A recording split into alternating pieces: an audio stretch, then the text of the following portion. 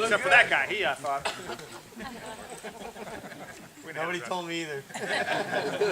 We didn't have a dress for these things, Harvey's right? very well. Lenny sporting the gold chain. Well, my name's Wayne, and Please. hold my water. I'll start talking.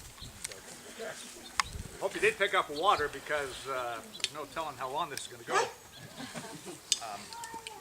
Donna said she really wanted some extensive thoughts shared with you.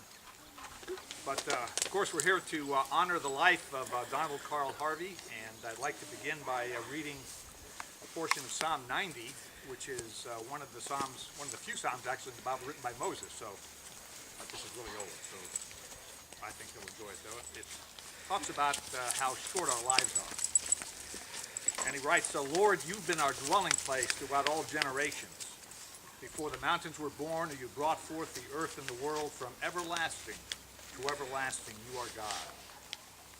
You turn us back to dust. For 1,000 years in your sight is like a day that has just gone by. You sweep us away in the sleep of death.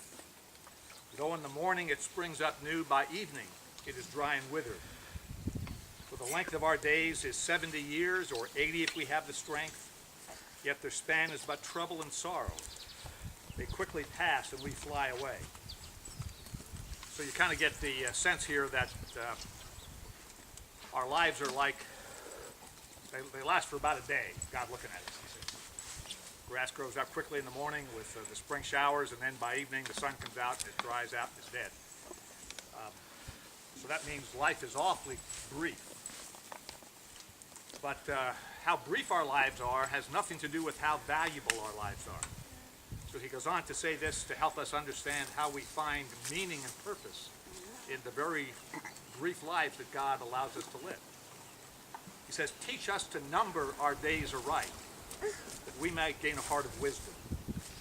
Have compassion on your servants. Satisfy us in the morning with your unfailing love, and that we may sing for joy and be glad all our days." So living life kind of on our own, it goes by us so rapidly and we miss the meaning. Unless we understand who we are and who is the one who's made us.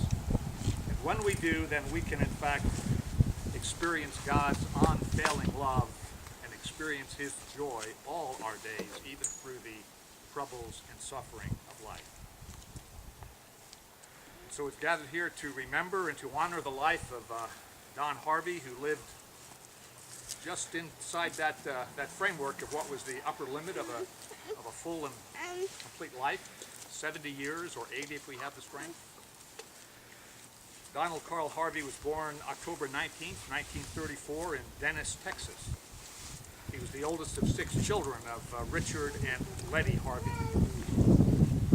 His family were farm workers, and while he was still a young child, they moved to California and settled in Taft, and then in nearby Bakersfield. Don attended Bakersfield High School, where I don't know that we absolutely established that he played baseball, but I bet he did, because I understand he really loved baseball and he played softball all his life, so I'm just kind of guessing he played some baseball in high school. Maybe not. But he didn't finish high school because his uncle, would that be Larry? Bill.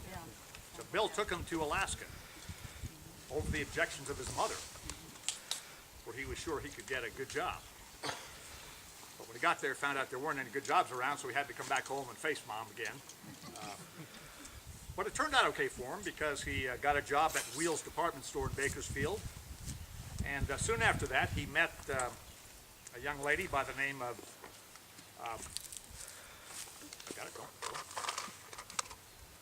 Betty Louise Keck, who was a close friend of Martha Butt, whose brother Gene was a good friend of Don. And so Betty and Don get acquainted, they fall in love, they get married on May 2nd, 1954. They begin their family. Larry arrives at the end of the same year, and John the following year. And Betty's father is Bill's golf course. And so throughout his working life, Don would frequently go on site to work on jobs where his father-in-law was constructing a golf course. That happened soon after they were married, when they went up to Salem, Oregon. And Don worked on a golf course his father-in-law was in charge of. They then returned to Bakersfield, and in 1957, want to make you 10 years younger, but got to stick to the facts, just the facts. Don was born in 57. And in Bakersfield, Don then worked for the railroad, and he also did some concrete work as well. His family then moved to McLeod, Nevada, where Don worked in a lumber mill. He next moved to Sacramento, where he worked on the construction of a golf course in Roseville. And it was that Roseville golf course where, don't mention that, huh? The work you did on Sacramento? Oh, but you said the Roseville golf course he helped build, right? And that's where the alligator got loose.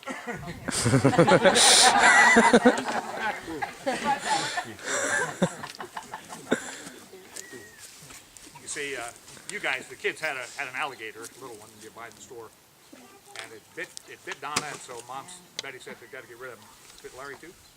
So their grandpa took the little alligator to the golf course and let it loose in one of the ponds. And about 10 years later, that thing was a huge alligator, and scared a guy to death. And then they came out and took it to the zoo. I mean, something like that. I don't think they ever admitted where it came from. Well, from Sacramento, then Don and his family went to Martinez, where they lived for 8 years, and Don worked at Nation Gauge Repair. A gauge repair shop, National Gauge, in Richmond, and he also did some landscaping work.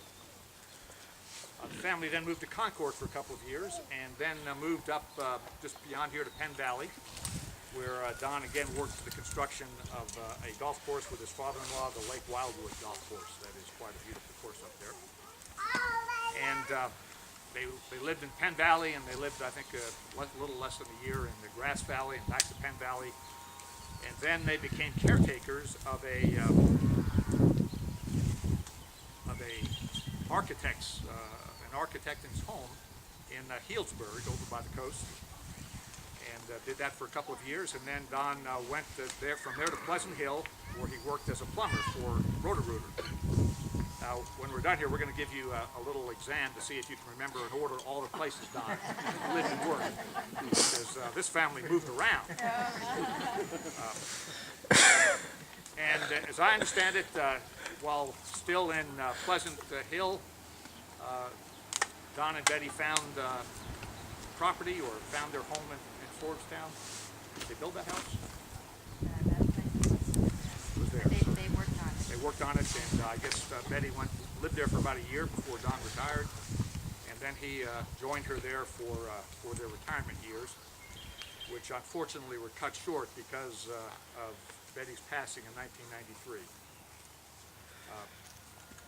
As you can imagine, very difficult for Don, and he did not want to stay in Forbstown alone, and so he then moved down to Oakley, where his son John and family were then living.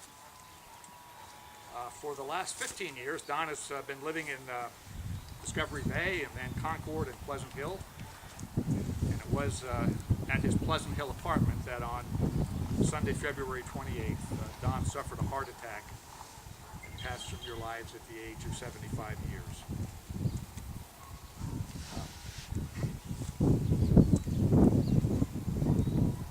Don was a quiet, strong, a hard-working man that always had a job. When one job ended, he knew he had another job, and he always went to work and cared for his family very well. He was fun to be with. He had a contagious laugh. He loved to fish. He loved the Elvis Presley music, which is why we were playing some today. Loved sports. He especially loved baseball and softball, and as I understand, he continued to play in recreational softball leagues until just the last few years of his life. So, I mean, that's a passion for softball.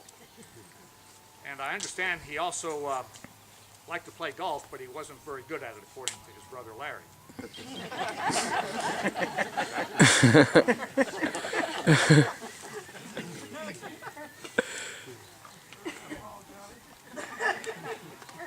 But Don was very loved by all of you, his family and friends, and will be very missed. In Don's passing, he's survived by his two sons, Larry Harvey and his wife Darla of Loma Rica, by his son John Harvey and his wife Mary of Knights Inn, by his daughter Donna Milliken and her husband Barry of where you're sitting,